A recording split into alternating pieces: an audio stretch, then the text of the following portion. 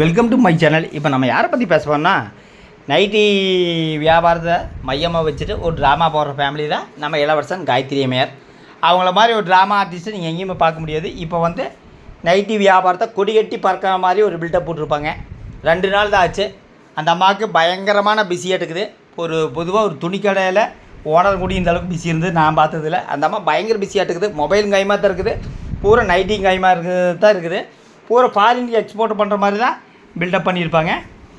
அப்புறம் அவங்க விலை தான் நீங்கள் தலையில் கை வச்ச உட்கார்ற மாதிரி விலை 400 ரூபா 450 ரூபா. 2 மாதத்துக்கு முன்னாடி காயத்ரி அம்மையார் ஒரு நீலி கண்ணீர் வடித்து ஒரு வீடியோ போட்டிருப்பாங்க. ட்ராமா தானே வச்சுக்கோங்க, கணவன் மனைவி சண்டையில். அப்போ உட்காந்துட்டு நான் நைட்டி வியாபாரம் பண்ண போகிறேன், எனக்கு வந்து வேறு வழி இல்லைங்க, என் கணவர் குடிச்சு சுற்றிட்டு இருக்கிறாரு, அதனால் நைட்டி வியாபாரம் பண்ண போகிறேன்ட்டு ஒரு வீடியோ போட்டிருப்பாங்க. நிறைய பேர் நம்பிட்டு நீங்கள் வியாபாரம் பண்ணுங்கள், ஒன்றும் பிரச்சனை இல்லை, ஒரு 270 ரூபாய்க்கு விற்கலான்ட்டு நான் பிளான் பண்ணியிருக்கேன் அப்படின்னு சொல்லியிருப்பாங்க. அப்புறம் பார்த்தீங்கன்னா விற்கும்போது தான் மக்கள் வாயை பொழந்துருப்பாங்கன்னு நினைக்கிறேன். என்ன காரணம்னா 270 ரூபான்னு சொல்லி போட்டு 450 ரூபாய்க்கு விற்கிறாங்க. என்ன சொல்கிறாங்கன்னா, விளக்கம் கொடுக்குறாங்கன்னா, எங்ககிட்ட வாங்குகிற நைட்டி தங்கமான நைட்டி, தரமான நைட்டி, தங்கத்தால் செஞ்ச நைட்டி அப்படின்னு சொல்லியிருப்பாங்க. ஏன்னா கடையிலலாம் இந்த மாதிரி நைட்டி கிடைக்காது. இவங்க வந்து டைரெக்டாக ஃபாரின்லேருந்து எக்ஸ்போர்ட் பண்ணியிருப்பாங்க. கணவன் மனைவி மாறி ட்ராமா தான் போட்டிருப்பாங்க. இப்போ வந்து வியாபாரத்தில் மக்கள்கிட்ட விலைங்கிற பேரில் உறிஞ்சி எடுக்கிறாங்க. அப்போ உறிஞ்சி எடுக்காமல் என்ன பண்ணுவாங்க, இவங்க எந்த இடத்துல உள்ள சம்பாதிச்சிருக்காங்க? எங்கேயும் கிடையாது. கணவர் 1ஆம் நம்பர் சோம்பேறி. கணவர் குடிச்சிட்டு இத்தனை ஆட்டம் போட்டு இப்போ புத்தராட்ட வேஷம் போட்டு நான் திருந்திட்டேன், என்ன மாதிரி ஒரு ஆள் நீங்கள் பார்க்க முடியாது அப்படின்னு சொல்லியிருப்பாங்க. மொத்தத்தில் ஒரு நல்ல ஃபேமிலி யூடியூப் சேனலில் நீங்கள் போய் பாருங்க. எக்ஸாம்பிளுக்கு மறுபடியும் சொல்கிறாங்க, சங்கவிதினே சிஸ்டர்னு ஒரு யூடியூப் சேனல் இருக்குது, போய் பாருங்கள். 2-3 ஆன்மீக வீடியோ போட்டுக்கிறாங்க. பார்க்குறக்கு அவ்வளோ அட்டகாசமாக இருக்கா, அப்படி எடுத்து வச்சுருப்பாங்க. ஆனால் அதெல்லாம் நீங்கள் போய் பார்க்க மாட்டாங்க. இந்த மாதிரி இளவரச சோம்பேறி மாதிரி இருக்கிற சேனல் தான் நீங்கள் ஆதரவு கொடுப்பீங்க. அப்புறம் இந்தியா குட்டின்னு ஒரு சேனல், அவங்களும் ஒரு பிஸ்னஸ் தான் பண்ணுறாங்க. ஆமாம், நம்ம இளவரசனை பொறுத்தளவுக்கு என்னென்னா, உழைப்புங்கிற பேருக்கு அர்த்தம் தெரியாத ஒரு ஆள் தான். அப்புறம் நைட்டி நீங்கள் பிஸ்னஸ் பண்ணலாம், தப்பே இல்லைங்க.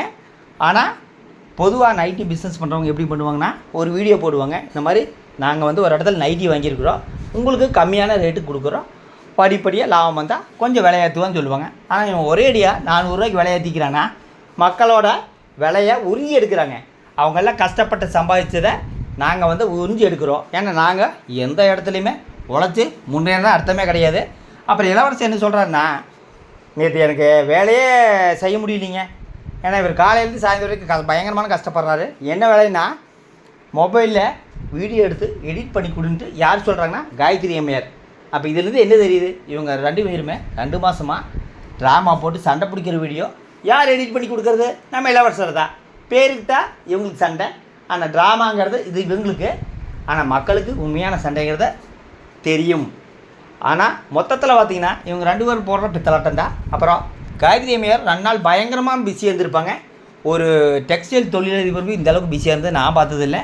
அந்தளவுக்கு பிஸி. ஏன்னா அப்படி இருந்தால் தான் மக்கள் இவங்களை நம்பி நைட்டி வாங்குவாங்க. பொதுவாக நைட்டி வந்து எங்கேயுமே கிடைக்காதுங்க, ஆனால் இவங்ககிட்ட தான் கிடைக்கும் மாதிரி இவங்க பேசிகிட்டு இருப்பாங்க.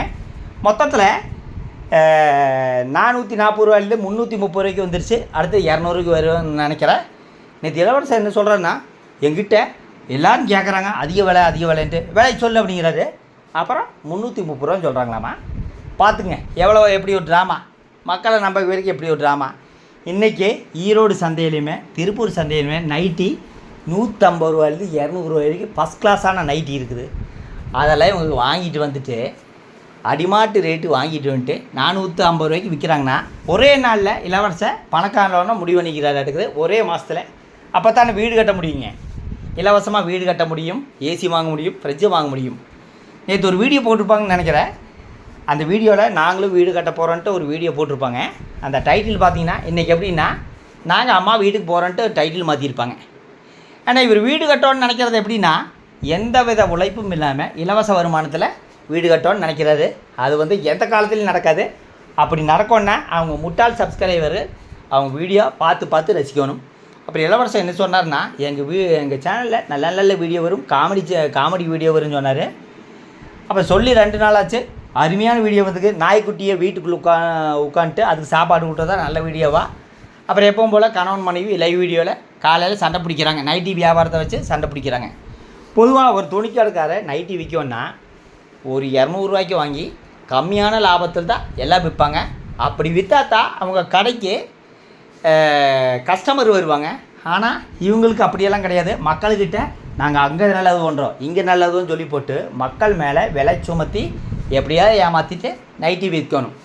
அப்புறம் பார்த்திங்கன்னா அந்த நைட்டி எங்கே வச்சுருக்குறாங்கன்னா அந்த காலில் வந்து வெராண்டாவில் வச்சு கசமுசன்னு போட்டுருக்குறாங்க. அதை அப்படியே பேக் பண்ணி விற்கிறாங்க. இதை இவங்க பண்ணுற நைட்டி வியாபாரம். மக்கள் முட்டாளாக்குற வரைக்கும் ஒன்றுமே பண்ண முடியாது. ஏன்னா இளவரசனுக்கு எந்த வேலை வெட்டியும் இல்லை, எந்த உழைப்பும் இல்லை, அந்த உழைப்பை பற்றியும் தெரியாது. பொதுவாக ஒரு வியாபாரம் பண்ணுறவங்க என்ன பண்ணுவாங்க தெரியுங்களா, ஒரு 10 வருஷம் வேலைக்கு போயிட்டு அதுக்கப்புறம் பிஸ்னஸ் பண்ணுவாங்க. இந்த ஆள் எந்த வேலை வெட்டியும் இல்லைங்க, யூடியூப்பே நம்பிக்கை அதிகம் இருக்கிறது. அதில் வச்ச வருமானத்தில் வியாபாரம் பண்ணுறான்னா இந்த ஆளுக்கு வியாபாரத்தை பற்றி ஒன்றுமே தெரியாதுங்க. இவங்க 2 பேருக்கு ஒன்றுமே தெரியாது. வியாபாரங்கிறது என்னென்னு தெரியாது. மக்கள்கிட்ட எப்படியாவது விலை சுமத்திட்டு நாம் வந்து லாபம் பார்க்கணும். நம்மளுக்கு தீபாவளி, ஆயுத பூஜை, பொங்கல் எல்லாம் வருது. நம்ம குழந்தைய லக்ஸரியாக படிக்க வைக்கணும்.